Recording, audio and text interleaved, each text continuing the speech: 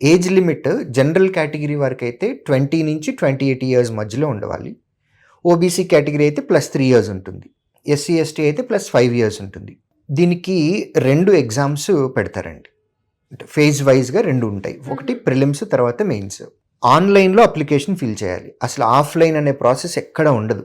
Online application దగ్గర నుంచి మొదలుపెట్టి మన ఎగ్జామ్ కూడా మనం ఆన్లైన్లోనే రాస్తాం.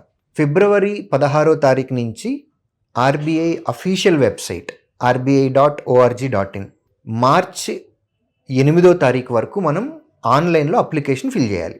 తర్వాత పేమెంట్ కూడా ఆన్లైన్లోనే కట్టేయాలి.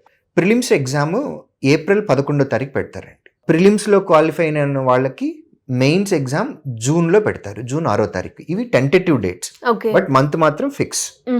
ఏప్రిల్లో ప్రిలిమ్స్ ఉంటుంది, జూన్లో మెయిన్స్ ఎగ్జామ్ ఉంటుంది.